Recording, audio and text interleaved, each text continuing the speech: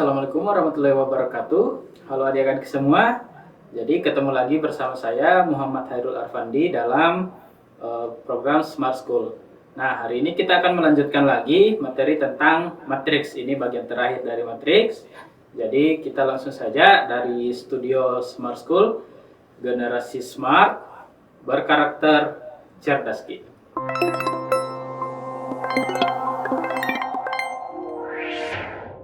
Oke, jadi kita akan lanjutkan materi yang kelima atau bagian terakhirnya dari materi matriks, itu tentang sifat-sifat dari inverse dan determinan matriks. Nah, kita akan masuk yang pertama tentang bagaimana sih sifat-sifatnya inverse matriks. Nah, kenapa perlu ada ini? Supaya kita lebih mudah untuk mendapatkan apa yang ditanyakan di dalam soal. Nah, ini yang paling sering juga digunakan dalam ujian-ujian yang akan adik-adik hadapi nantinya.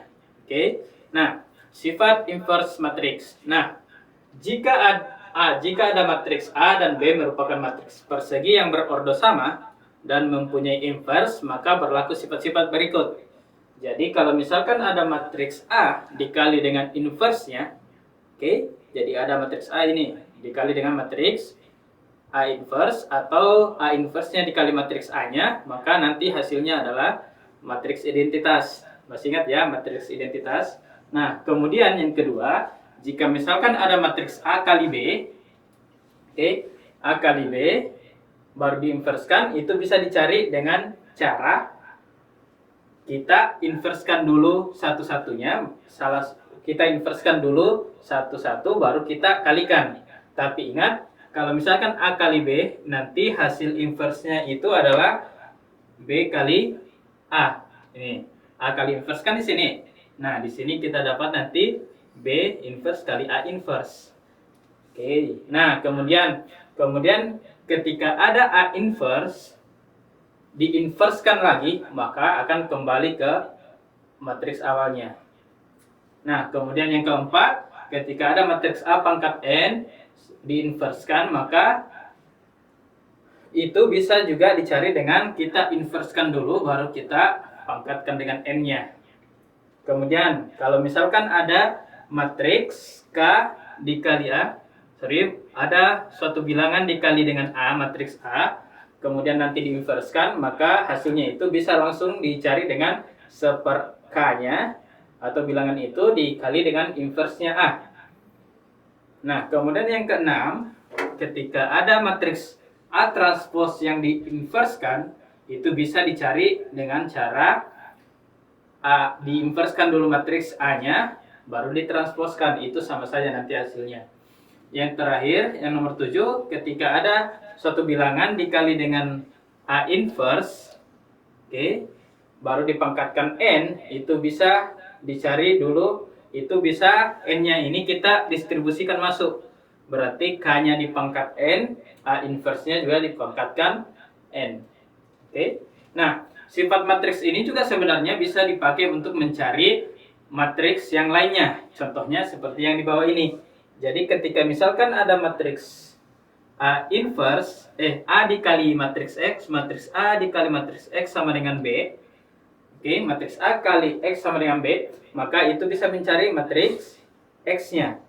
Dengan cara, ya kita kali dengan A inverse-nya. Kenapa bisa dikali A inverse-nya? Supaya bisa nanti jadi matriks identitas. Nah, matriks identitas dikalikan dengan matriks apapun, itu menghasilkan matriks itu sendiri. Maka, kita bisa dapat X-nya itu nanti dengan adalah A inverse dikali B. Nah, sama dengan di sampingnya juga, berarti X kali A sama dengan B. X-nya itu bisa dicari dengan B dikali A inverse. Nah, di sini perlu diperhatikan ya. Di sini perlu diperhatikan bahwa ketika dia yang dikasih pindah, ini kan saya istilahkan dikasih pindah saja A-nya ya. Jadi kalau misalkan A-nya yang dikasih pindah ke sebelah, kalau misalkan di depannya A, berarti A inverse-nya juga nanti di depan. Oke. Nah, kalau dia di belakang, ini kan X A-nya yang di belakang X. X dulu baru A, maka A inverse-nya nanti kasih di belakangnya juga B. Oke, begitu. Nah, untuk lebih pahami kita akan lihat di contoh soalnya. Misalkan ada matriks A 3, 1, 3, 2, matriks B 2, min 1, 1, 1. Nah, AX itu sama dengan B, maka matriks B-nya itu bagaimana? Maka matriks X-nya itu yang ditanyakan ini, bagaimana matriks X-nya? Nah, bagaimana caranya? Kita bisa langsung gunakan seperti yang tadi. A kali X itu sama dengan B ya. Maka dari sini kita dapat ini bisa menjadi X itu bisa dicari dengan apa? B-nya. Ingat, ini di depan A ya. Ini kan A-nya ada di depan. Berarti otomatis nanti kita kasih di depan juga A inverse-nya. Inverse kali B. Ya bentuknya begitu. Nah, berarti yang pertama kita cari adalah A inverse. Seperti yang sudah dipelajari, bagaimana cara cari A inverse? Nah, A inverse itu bisa dicari dengan seperdeterminan dari matriks A dikali dengan adjoin-nya, adjoin A. Oke, atau sama dengan kita langsung cari saja di sini. Berarti seperdeterminannya A bagaimana? Berarti ini dikali silang. Berarti ini kali ini dikurang ini kali ini. Oke. Berarti kita dapat berapa di situ?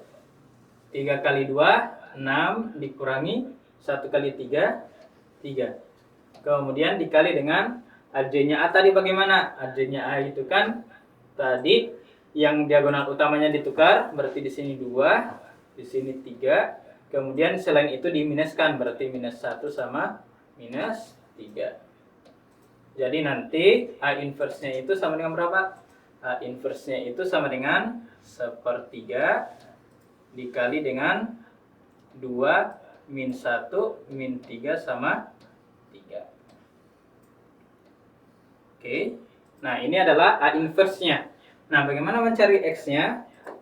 Matriks X-nya itu sama dengan tadi adalah A inverse dikali dengan matriks B. Itu sama dengan A inverse-nya tadi adalah 1/3.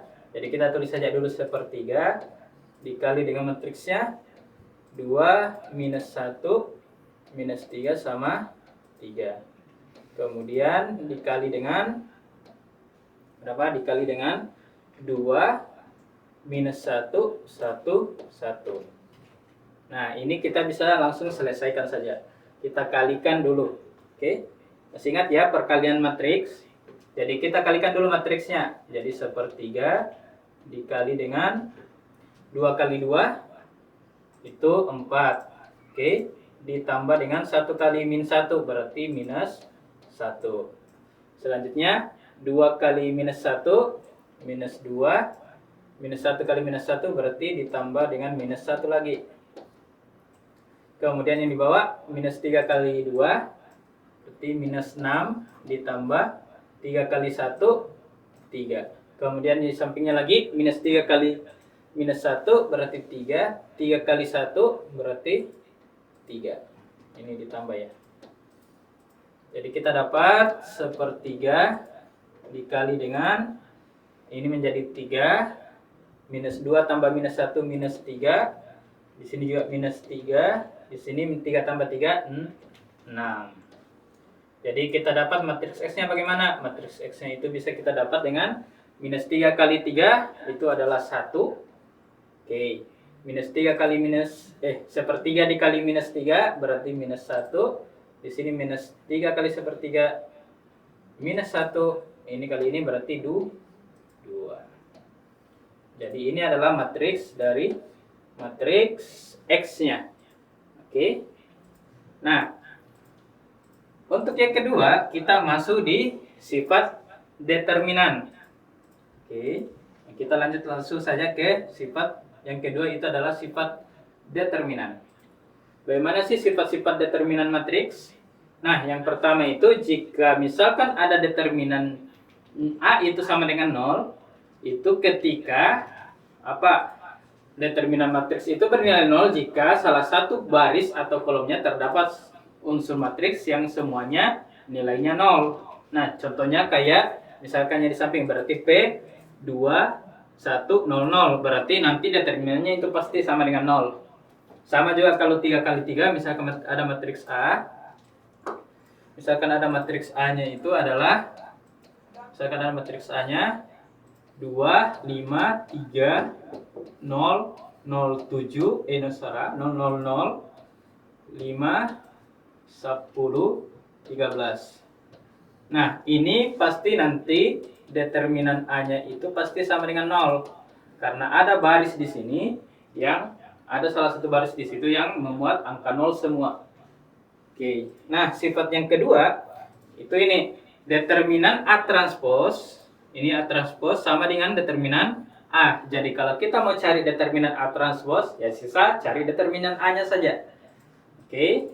Kemudian yang ketiga, kalau misalkan ada determinan A inverse, itu bisa dicari dengan cara kita cari saja langsung determinan A-nya. Oke, jadi ini soal ini ya. Berarti langsung saja seperdeterminannya A. Oke. Nah, kemudian ini determinan K dikali matriks A yang berordo n kali n itu bisa dicari dengan kita pangkatkan n dulu ini K-nya dengan baru dikali dengan determinan A-nya di situ. Oke. Nah, n-nya ini didapat dari mana? N-nya ini didapat dari matriks yang memiliki ordonya. Jadi dilihat dari ordonya saja. Jadi kalau misalkan ada 2 dikali matriksnya, matriks A yang berordo 3 kali 3, yang kemudian dicari determinannya. Oke. Nah, bagaimana caranya? Itu bisa langsung saja dipakaikan sifat yang keempat. Berarti 2 yang di sini, 2 dipangkatkan dengan 3. Oke. 2 pangkat 3 dikali baru nanti determinannya A. Ya gitu. Oke, jadi bisa mencarinya dengan cara begitu. Nah, kemudian ada determinan A kali B. Nah, kalau kita mencari determinan A kali B, kita tidak usah cari A kali B-nya dulu. Langsung cari determinan A-nya, kemudian determinan B-nya langsung dikali. Oke. Nah, begitupun kalau yang nomor 6, jika ada matriks yang ordonya sama semua, misalkan A-nya itu ada n kali n, B n kali n, C n kali n, yang berlaku ketika ada berlaku A kali B sama dengan C, matriks A kali matriks B sama dengan matriks C, maka berlaku sedeterminan A-nya itu ini determinan A dikali determinan B sama dengan determinan C. Nah, yang terakhir ketika misalkan ada determinan A pangkat n, jadi matriks A-nya di pangkat n, itu bisa dicari determinannya itu dengan cara cari saja langsung determinan A-nya. Tidak usah kita cari dulu berapa A pangkat n-nya, tapi kita langsung cari determinan A-nya, baru nanti dipangkatkan dengan n.